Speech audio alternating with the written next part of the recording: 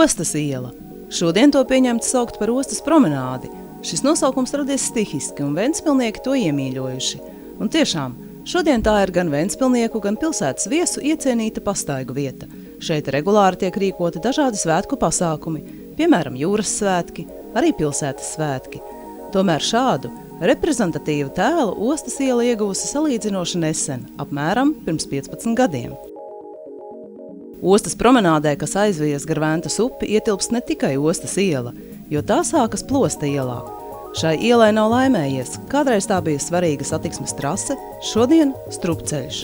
Plosta ielas gals, kas veidoja šeit šo upes līkuma izvirzījumu no kreisā krasta puses, tika noskalots, lai paplašinātu Ventas gultni tanī vietā vienkārši un varētu lielie kuģi apgriezties Ventā, kas ir šeit iekšā ienākuši. Veidojās tā sauktais bunkurēšanās laukums. Tas notika 70.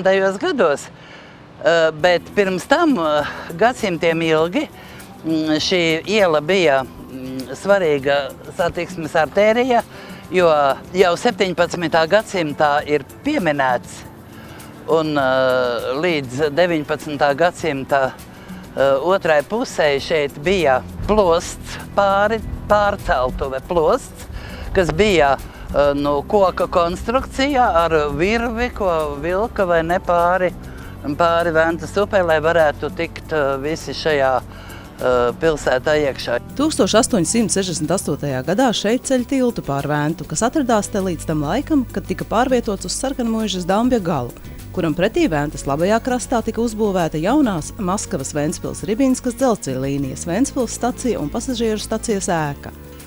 Tā kā vairākus gadsimtus no Plosta ielas galā pāri Ventai kursēja plosts Prāmis, iela arī iegūs atbilstošu nosaukumu.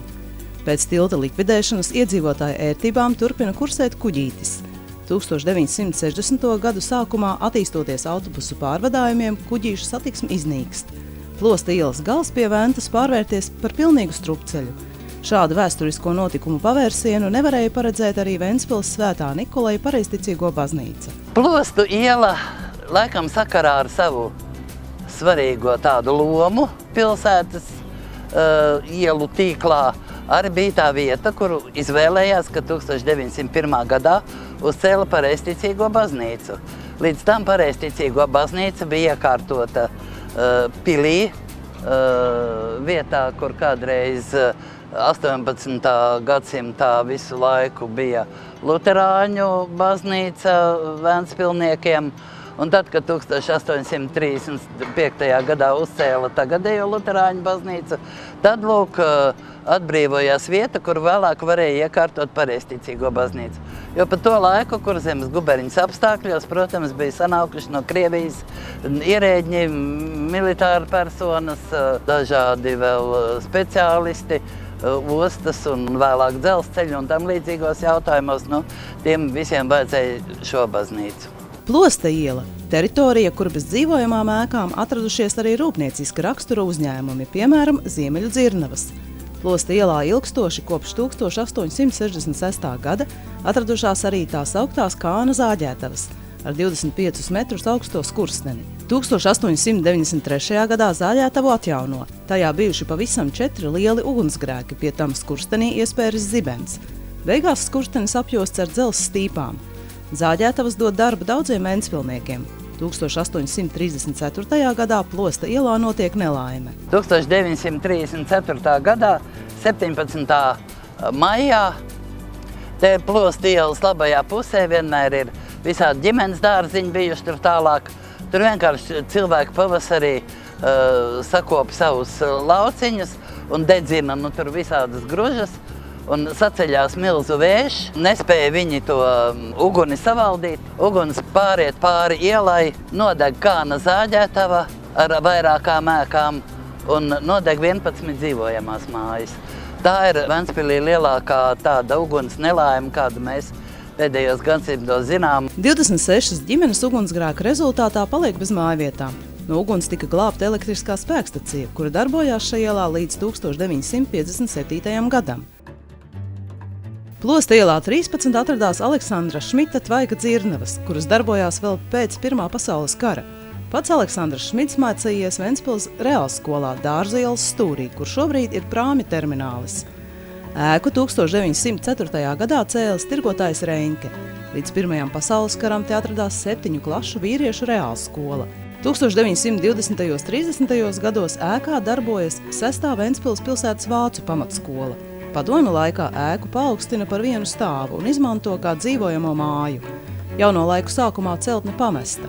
Pārdzīvo īpašnieku maiņas un dažādus izmantošanas projektus un galu galā nonāk sabrukuma stadijā. Kā pilnīgi tādi bezcerīgi grausti, formāli pāriedam no viena īpašnieka rokām otrās, nonāk līdz 2007.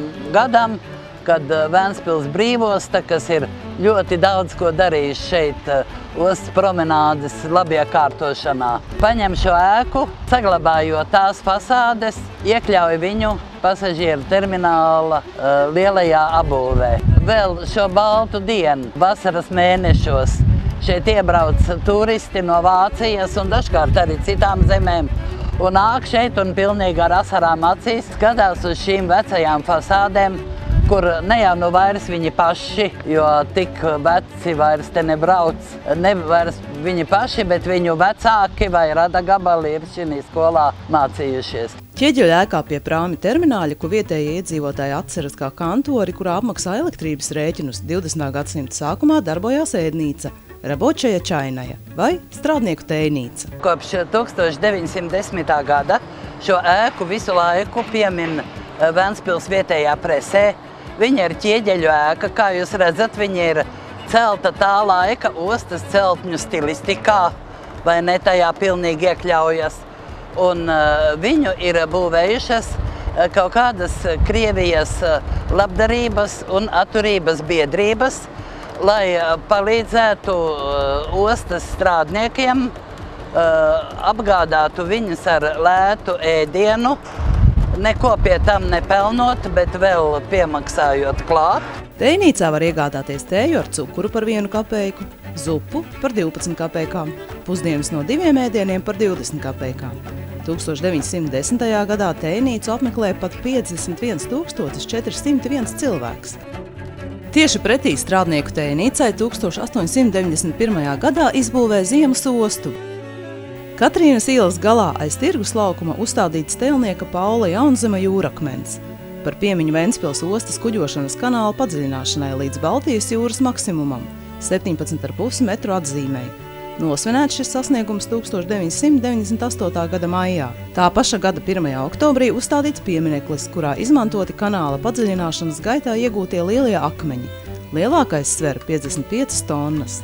Šai vietā senāk atradās vecās muitas noliktavas. Droši vien tā bija pilnīgi grandioza koka celtne, bet savukārt bez kaut kādas fiksēšanas vai labākas pieminēšanas viņa tika pēc kara nojaukta. Piemineklim jūrakmens šodien ir izskatīga kompānija Ziedu Mārītes.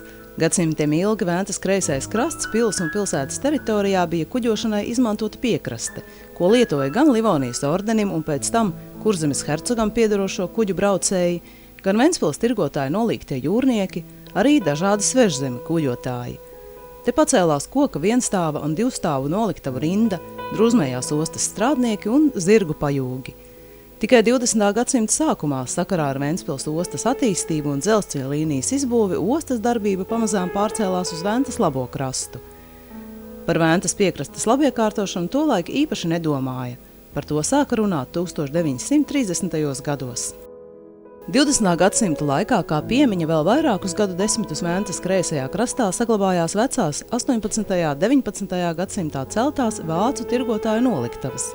20. gadsimta pašā sākumā to kopskaits bija 19. To Ventmalas piekrastes apjomu apmēram no Ūdens ielas līdz Kuģinieku ielai mēs saucam par Spīķeru piekrasti. Te ir dots tāds vārds arī tam paaugstinājumiņam, kas ir tur Ventas malā neapbūvētais. Spīķeru piekraste. Lūk, Spīķeri, tas ir noliktavas. 20. gadsimta pašā sākumā adresu grāmata rāda, ka ir 19 koka noliktavas šeit.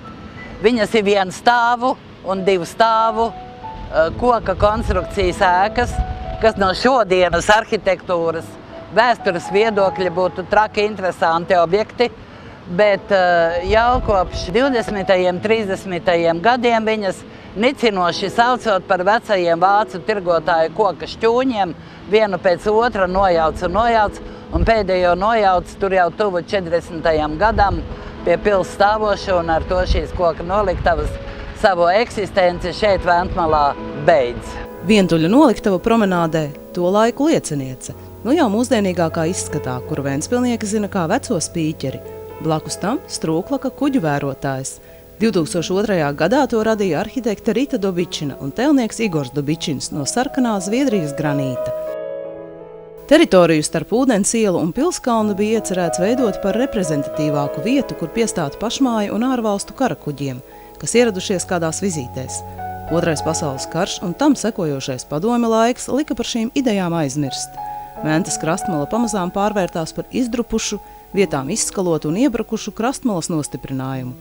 Ostas darbība pamatā pārcēlās uz Ventas labo krastu. Padomju laikā osta aktīvi attīstījās, savukārt Ventas kreisais krasts izskatījās aizvien bēdīgāk. Pie Peldu ielas garākā posma pieeja Ventmalē bija slēgta, jo tur pie krasta izvietojās robežapsardzes kuģi, kā arī celtne to remontēšanai. Ventmalu kā pastaigu vietu neviens neizvēlējās, jo skats uz Ventas krastiem bija stipri nepievilcīgs. Pāri visam tam putēja Kālijas sāls, kuras dēļ vasaras otrajā pusē Ventmalas koku lapas bija brūnas un sakaltušas. Tāds ir tas mantojums, ko saņem Ventspils pašvaldība, un tāda ir šī Ventspils pilsētas seja, kādu šeit ierauga kuģi, kas iebrauc neatkarību atguvušajā Latvijā un tās ostas pilsētā Ventspilī. Un tad man jāsaka, ka nāk lielais pavērsiens. Es teiktu, ka ne tik vien ostas ielas pārvērtībā par ostas promenādi, bet Ventspils arhitektūras attīstībā kā tādā. Un tas ir 1999. gada Ventspils pašvaldības un ar Ventspils toreizējās un tagadējās galvenās arhitektes Daigas Zadonis pūlēm un lielu darbu realizētais lielais projekts Lineārā centra spēles. Projektā Lineārā centra spēles kopumā piedalījās 13 arhitektu komandas no Latvijas, Lietuvas un Igaunijas. Šo projektu Latvijas arhitektu savienība atzinusi par 1999. gada labāko darbu. Skatē Latvijas arhitektūra 99. 2000. gadā varēja aplūkot projekta rezultātu 15 metrus garo maketu, kurā visu 13 arhitektu biroja speciālisti radījuši vīziju par Ventspils ostas promenādes vizuālo tēlu. Tas aptver teritoriju no Ventspils vecpilsētas līdz Dienvidu molam, 4 km garumā, ietverot 32 būvobjektus. Daži no tiem realizēti. Prāmi terminālis ar pārveidojumiem, Ventspils naftas biznesa centrs, bijusī PSRS robežapsardzes lielā ēka uz Peldu ielas stūra, kur pēc tam mita Latvijas robežsarga un tagad arī valsts policijas Ventspils nodaļa, kā arī Ventspils brīvostas pārvaldes ēka Valdemāra ielas galā. Pirms tagadējiem moliem Ventas kreisajā krastā kādreiz bija apmēram 8 tā saucamās lunkas. Tie ir tādi nelieli mākslīgi izveidoti līcīši vai iedobumi Ventas krastā, un tie tiek speciāli izveidoti tādi, lai uztvertu viļņu sparu un neliktu šeit pie krasta noenkurotajiem kuģiem ļoti mētāties, bet kaut kā to visu mazinātu. Jo tad, kad vēl nav lielie moli, un lielie moli, kas veido priekšostu un samazina vēju iedarbības ietekmi šeit uz Ventas lēsgalu, tie jau ir tikai 1905. gads. Un līdz tam ir mazie šaurie moliņi, un Ventas lēsgals ir pakļauts vēju iedarbībai pilnā sparā. Ir Loču lunka, Mazā lunka, ir arī lunka, ko sauc par Kumeļkāju. Apmēram vidū starp Pilskalnu un Vintrāfenu ziemas ostu atrodas Mitenberga lunka. Pēdējā, kas saglabājusies, bija mācītāja lunka ūdens ielas galā.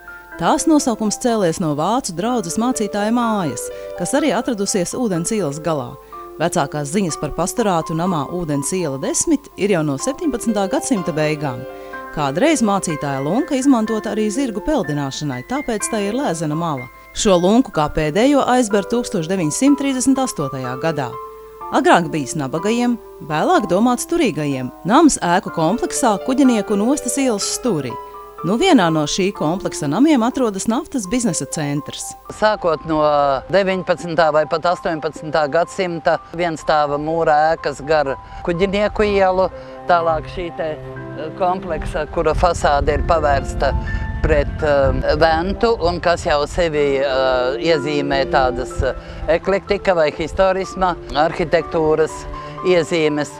Tālāk šai kompleksā vēl bija koka noliktava no 19. gadsimta un vecais uz Nabagu ielas uzbūvētais 18. gadsimta Ventspils nespējnieku nams. Nabagu ielā celtais evaņģēlisko-luteriskās vācu draudzes nespējnieku nams uzbūvēts 1783. gadā.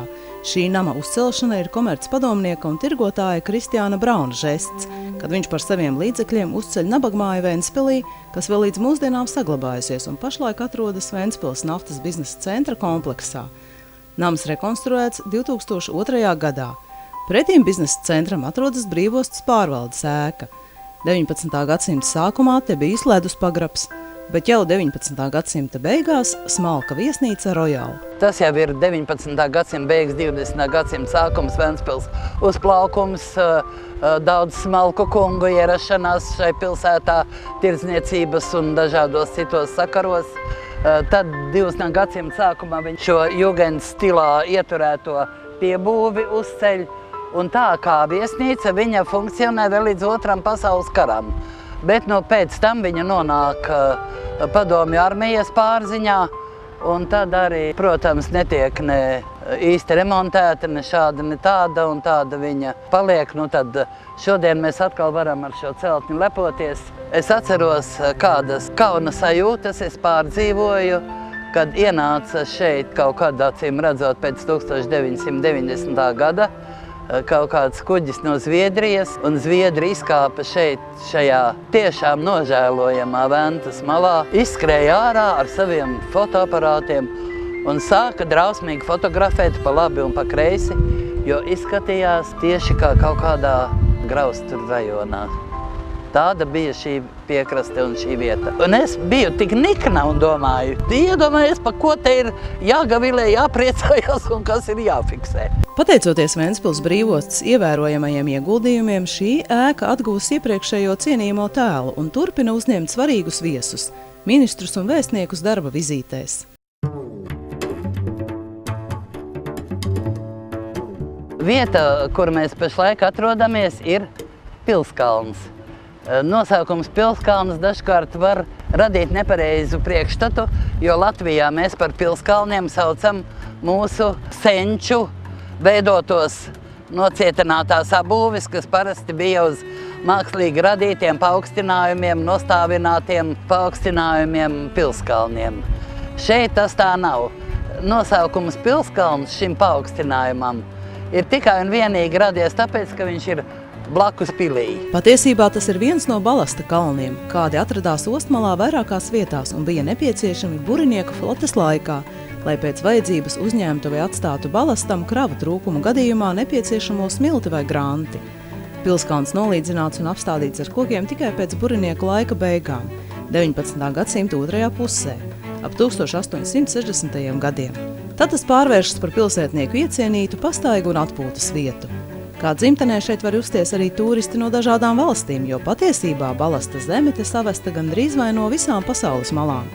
Un vēl Pilskalns ir sen zuduša pieminekļa vieta. Šeit uz Pilskalna vienu pieminekli uzceļ ķeizariskās Vācijas okupācijas armija, tad, kad 1915. gada vasarā viņa ienāk Kurzemē un līdz pat Latvijas neatkarības laikam Ventspils ir šeit šo vācu militāro spēku okupācijas varā. Tad viņi šeit uzceļ tādu akmeni vienam no ķeizariskās Vācijas armijas lieliem komandieriem, grafam Švērinam.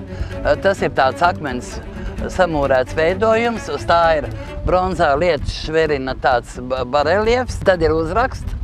Un tad, kad Vācu armija 1919. gada vasarā aiziet, tad viņi to pieminekli godīgi nojauc, bildi paņem un aizdodas projām. Pilskalna labiekārtošanā izmantoti 2 čuguna lielgabali, kurus atrada 1993. gadā Kuģinieku ielas rekonstrukcijas laikā, pašā Ventas krastmalā 3 metru dziļumā. Ko vēl te slēptu Ventas malā, ja mēs tā rūpīgi pavērotu, to mēs nevaram iedomāties. Jo tie 2 lielgabali atradās pēkšņi plaukši, tur viņi bija un viss, jā. Un cik vēl viņi tur ir, to mēs nezinām. Ēkā Ostas iela 33 jau vairāk nekā pirms gada izvietojās valsts policijas Ventspils iecirknis. Tas aizņem nama pirmos 2 stāvus. Savukārt augstāk atradīsies valsts robežsardzes Ventspils pārvalde. Arī agrāk, padomju gados, te strādājuši robežsargi. Savukārt vēl agrāk te bijušas 2 ēkas. Uz stūra vienstāva mūra administratīvā ēka, kur atradās dažādi ar kuģošanu saistīti uzņēmumi, bet aiz tās 2 stāva mūra administratīvā ēka, Vācu biedrības nams, kurā izvietota Turauska tirzniecības skola. 1912. gadā skola pāriet uz pašu celto namu Saules ielā, kur tagad atrodas Ventspils tehnikums. 1970. gadu pašās beigās šeit sākas liela celtniecība, nojauc esošo apbūvi un padomju armijas sauktais strojbats, jeb celtniecības bataljons, sāk šeit celt milzu lielu 4 stāvu ēku, kurā izvietot vienu no tām karaspēka daļām, kas atrodas pilī. Priekš otras vienlaicīgi ceļ arī liela apjoma ēku pārventā pretī naftas bāzei, kur tā arī vēl joprojām atrodas. 1983. gadā, kad namu uzceļ, karaspēka daļas atstāja pili. Fasādes renovācija ēkai notiek saskaņā ar lineārā centra projektu laikā, kad ēkā mīt Latvijas robežapsardzes dienests. Tukšais laukums Ostas un Peldu ielas stūrī šodien tiek izmantots kā auto stāvvieta, arī dienesta automašīnām. Kopš 19. gadsimta sākuma šis stūris bijis apbūvēts. 1876. gadā zemi nopērk loču komandieris Johans Keire, kurš ir arī pusotra stāva koka dzīvojamās ēkas cēlājs. Nams saglabājās vēl līdz 1970. gadiem. Padomju laikā namu izmanto dažādiem mērķiem, tai skaitā te izvietotas medicīniska rakstura iestādes. 70. un 80. gados ēku nojauc. Tālāk jau mēs dosimies uz vecās Ventspils zvejas ostas vietu. Esam netālu no vietas, kur Ostas iela jau savienojas ar Pils ielu, un šī vietiņa ir tapusi nosaukta par piemiņas laukumu. Šī vietiņa ir ar oficiālu nosaukumu piemiņas laukums. Viņa kādreiz bijusi no Pils ielas apbūvēta, bet tagadējo nosaukumu droši vien ir akmens mums devis, jo mēs esam blakus, ja neskaita pieminēto Pilskalnā esošo izlaicīgo vācu varu pieminekli, tad pie senākā pieminekļa Ventspilī jūrniekiem un zvejniekiem, kuru kaps jūras zelme. Piemineklis pie Zvejas ostas atklāts 1938. gada 23. oktobrī. Pieminekļa idejas autors toreizējais Ventspils ostas kapteinis Vilis Ābelnieks. Akmens, tā sauktais Cīruļu akmens, pēc tuvējo māju nosaukuma izcelts no Ventas gultnes Leču tūmā. Tas sver aptuveni 20 tonnas. Pieminekli izbūvē Ventspils ostas darbinieki brīvajā laikā. Atklāšanas ceremonijā piedalās amatpersonas un ļoti daudz ventspilnieku. Pieminekli atklāja pieaicinot 12 gadus veco Ventspils meiteni, kuras tēvs kopā ar 2 biedriem pirms dažiem gadiem gājis bojā jūrā. Tad, kad šo pieminekli te izveido, tad viņam blakus noliek lielu Pirmā pasaules kara laika mīnas čaulu. Tā ir liela milzu tāda apaļa olveida, kas ir izveidots kā krājkase un kurā var mest naudu ziedojumus bez apgādniekiem palikušiem zvejnieku bērniem. Jo mēs šodien par to maz domājam, bet nav bijis bīstamāka amata kā airu laivu periodā zvejnieka amats un kā burinieku periodā jūrnieka darbs. Jo nav gada, nav ne rudeņu, nav ne pavasaru, kad neiet bojā laivas, kad neiet bojā zvejnieki, kad nezūd ģimeņu apgādnieki. Un vairākās paudzēs dzīvojoša zvejnieku ģimenēm. Nu, nav neviena tāda ģimene, kurai kāds neatdusētos jūrā. Apmēram pēc gada, kad atver krājkases, ziedojumi sakrājušies 125 latu apjomā. Tiem laikiem ievērojama summa. Ventamalā starp Pilskalnu un Zvejas ostu arī ir īpašas uzmanības vērta vieta. Šeit 1919. gada 25. jūlijā ventspilnieki sagaida Latvijas armijas daļas, kas ar angļu mīnu kreiseri atbrauc no Liepājas. Uzcelti goda vārti, pušķoti ar zaļumiem un ziediem, ļaudis saposušies, meitenītes stāv baltās kleidās ar puķiem rokās. Faktiski tikai ar to brīdi sākas tāda Latvijas republikas jau likumdošanas un Latvijas republikas pastāvēšanas posma Ventspils iedzīvotāju dzīve, jo līdz tam laikam tā Ventspils pašvaldība, kas šeit sāk lēnām darboties, tā darbojas paralēli ar šiem vēl šeit esošajiem vācu okupācijas spēkiem, kas arī vēl kaut kādu savu varu realizē. Nu, bet tad, gatavojoties jau šim notikumam, par kuru acīm redzot šeit vācu militāriem spēkiem ir zināms, viņi jau pirms šī 25. jūlija ir jau sakrāmējuši savas mantas, konfiscējuši zirgu pajūgus, sakāpuši pajūgos un devušies no šejienes prom, līdzi paņemot to, kas ir palicis no pieminekļa Pilskalnā. Blakus piemineklim jūrniekiem un zvejniekiem, kuru kaps jūras dzelme, atrodas ventspilniekiem zināmā Zvejas osta. Agrāk te bijusi ziemas osta, burinieku flotes laikā ļoti nepieciešama. Tāpēc nosaukumu Vintrāfens joprojām atceras. 1891.